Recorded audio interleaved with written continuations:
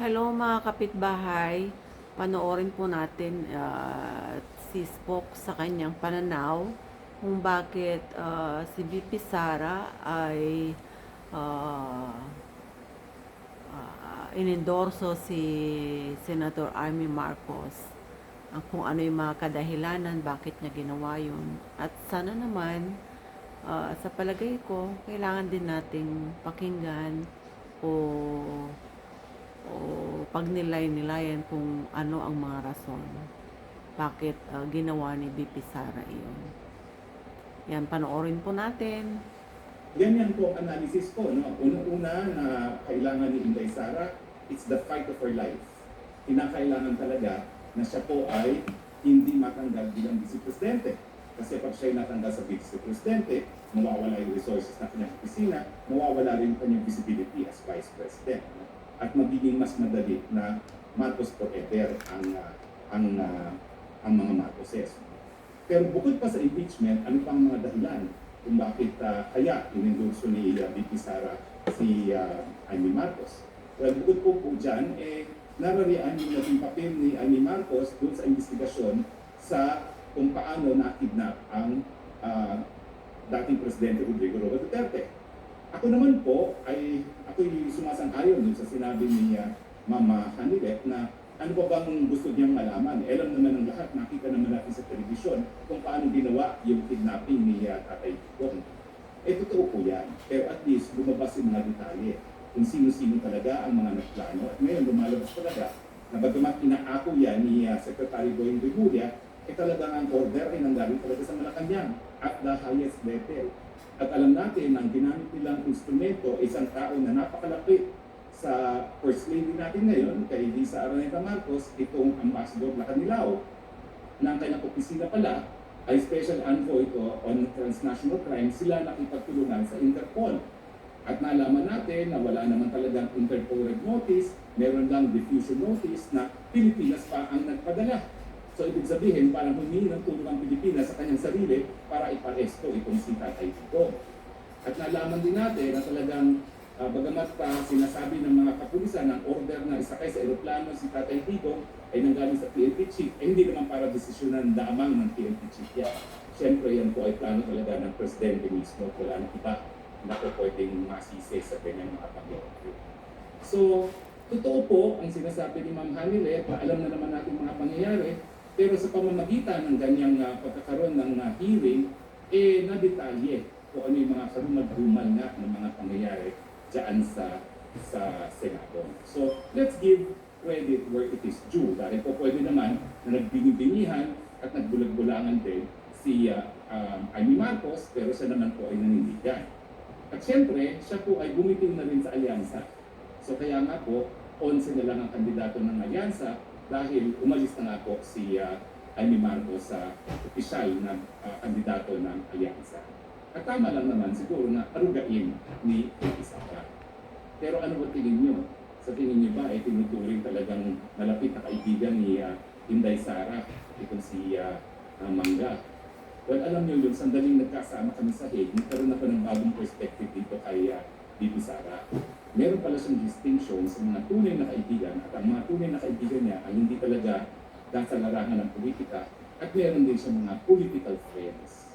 At sa tingin ko, ang tingin niya kay Amy Marcos ay political friend na talagang alam naman niya na mga political friends ay naroroon lamang kung meron din silang silbi sa iyo. At hindi ito yung mga tao talaga na pagkakatiwalaan mo with your own life. So sa tingin ko, ganyan ang tingin ni Inday Sara kay Mangga. Hindi para pagkatiwalaan si Mangga sa kanyang buhay, pero alam niya na sa politika, talagang kinakailangan lang magkaroon ng alyado.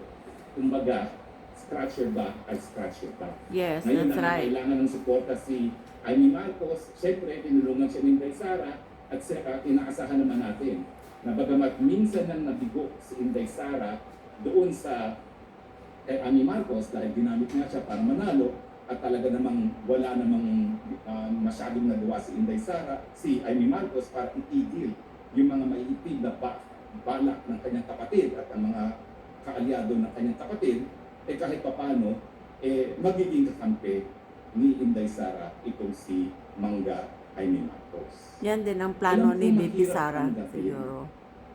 na na-endorse na naman ang VP Sara ang mangga Amy Marcos. Gaya na sinabi ko sa inyo, no, ako yung pinakahuli-huling bumitiw ni Amy Marcos sa pagkakatiwala sa kanya. Hanggang sa muli, ako talaga'y umaasa na magiging tunay na kaibigan itong si Amy Marcos. Pero ang katunayan po, sa politika, wala talagang tunay na kaibigan. At yan ang isang natutunan ko na kay Inday Sara. Ang tunay na pagkakaibigan, yun yung mga taong labas politika. Dahil Correct. talagang ang mga nasa politika, naggagamitan lang yan. Yan ang masakit ko. At sa tingin ko, Yan ang may mga dahilan naman ang Inday Sara. totoo Huwag na na po tayo magtampo masakit. kay Inday Sara. Bakit? Ang mga tatay ba natin, nakakulong ngayon sa dahil? Tama. Hindi. Ang ating posisyon ba ngayon ay nasa banta na matapos na dahil ikaw ay na-impeach na? Hindi.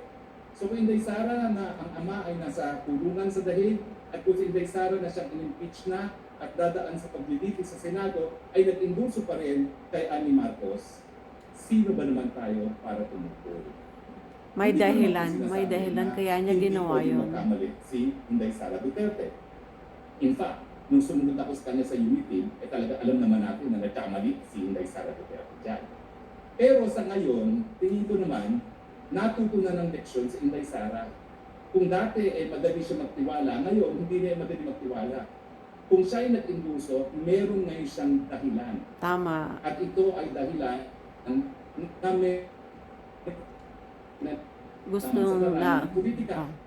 So tama na po ang pagtatampo, tanggapin na lang natin na sa politika talaga, kinakailangan magkaroon ng ganitong mga moves, kumbaga. Yeah, may Dahil mga sa plano politika talaga, para sa politika. kinakailangan may kakampi ka, pag kailangan mo talaga ng kakampi, pero alam mo kung sino talaga ang tunay na mga kaibigan. Yes, Sa mga that's true. pinagdadaanan ko, kilala ko na rin po ang aking mga tunay na kaibigan. Sa totoo lang po, ako yung member ng Kongreso, akala ko ang dami kong kaibigan dyan sa Kongreso. Pero nung naglitis ang mga ward committee, kung sino pa yung mga akalain kong mga kaibigan, unang-una, yung mga tinuturing kong pinakamalalaki na kaibigan, ni minsan hindi nagpakita sa hearing ng ward committee. Alam Para na, ako isaklolohan. alam na The Liz. best that they could do Alam mo was na. huwag nang sumipot sa mga hearing. Mga takot hindi din. kinakailangan ko. Ang kinakailangan ko, rest back. Pero none of those whom I consider to be my closest friends in Congress were there. The most na ginawa nila, nag-absent sila. At yung mga lukulukong mga nanira sa akin, yung mga lukulukong na talagang kung ano-ano mga pinagsasabi laban sa akin, ay nako. Bagamat hindi ko naman sila tinuring talagang kaibigan kahit kailan, hindi ko naman akalain na tuturingin akong kalaban. Pero alam niyo, money talks talaga sa politika. Yes. Lahat naman mga nangyari sa akin, dahil pera-pera din po yan. Yes, Nadaan that's po lahat true. sa pera-pera. Hmm. Marumi po talaga ang politika. Pero ang problema, kung hindi naman makikilahok ang mga mayroong malinis na puso at malinis na mga pagkatao sa politika, hahayaan na lang ba natin ang puro mga pulsa ng kadiliman ang malalagay sa posisyon? Hindi. Lalo naman kung pupunta sa kangkungan ng ating bayan, kung hahayaan na lang natin ang puwersa ng kadiliman ang palaging Mangingin. magharing sa Tama. larangan ng politika. Dapat hindi Naniniwala hayaan. pa rin po ako na kinakailangan natin ang isang tao na malinis ang pagkatao gaya ni Inday Sara Duterte. Tama. At kung si Inday Sara Duterte naman na pinagdadaanan ng napakadaming pagsusubok ay nagdesisyon na suportahan na si Mangga Amy Marcos, mangga pa rin ang mga Marcos, hindi pa rin dapat pagkatiwalaan ng mga Marcos, bantayin pa rin natin at pagdating ng panahon, parusahan ng mga Marcos. Pero Yes. sa ngayon, may kadahilanan po Inday Sara, kaya niya iniendorso ang Amy Marcos, suportahan na lang po natin ang ating Inday Sara Duterte. Yan Yes. din po yung aking nasabi. Let's nung support sumunod ako sa VP Sara. Philippines. Pero kung hindi naman namin nadaanan ni Inday Sara yung pagtataksil ng mga Marcoses, bagamat kami po ay nakisapi sa kanila sa unity, malalaman ba natin kung ano talagang budhi ang mga Marcoses? Ngayon walang kaduda-duda po. Bagamat nandyan si Amy Marcos na panandalian, na binibigay ng suporta sa Duterte, hindi na po maalis sa isipan natin na hindi talaga pwedeng tulog yung pagkatiwalaan ang mga Marcoses. Nasa dugo na nila yan. Nasa dugo na nila yan na magnakaw, nasa dugo na nila yan na magpasasa sa pwesto, pero sa ngayon po, kinakailangan ni Inday Sara si Mangga Marcos, Mangga Amy, suportahan na lang po natin siya. Nang sa ganun naman po, makatulong tayo sa napakadaming pagsubok ni Inday Sara Duterte. Yes, that's Hindi true. ko po sinasabi na nagbago ng isip ko sa mga Marcoses. Inuulit ko po. 2 beses na natin napagbigyan ng mga Marcoses, wala talaga silang kwenta. Pero sa ngayon po, na ang daming pagsubok na pinagdadaanan ni Inday Sara Duterte, suportahan po natin ang kanyang desisyon. Yes. So ako po, Meron Mr. siyang Lapid sa plano, ating kaya niya damdamin, ginawa iyon. iboboto ko na po rin si Mangga. Sige na nga. Dahil kung si Inday Sara na nakakulong ang ama, na si Inday Sara na inaapi ng Kongreso, na si Inday Sara na pinaalis ng Malacanang ay nakuha ang endorso ang Mangga ay ni Marcos, siguro naman ako, pagkamat ako rin, ang dami kong pagsubok sa buhay, ay magagawa kong suportahan siya. Pero, hindi na po tayo magpapabola.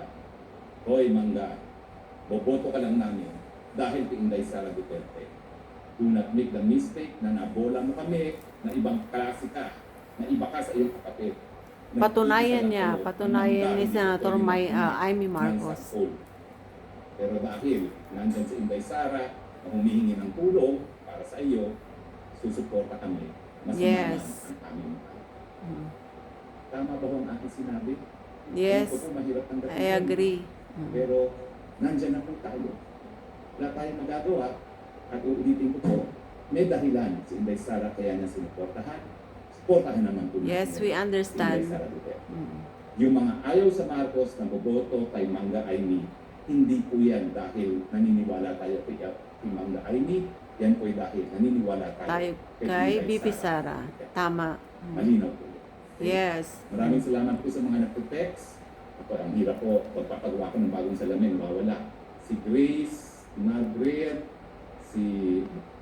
Maraming salamat po mga kapitbahay sa panonood nito at yun nga ang sabi ni Spokes Honey Roque, suportahan natin si BP Sara sa kanyang mga plano.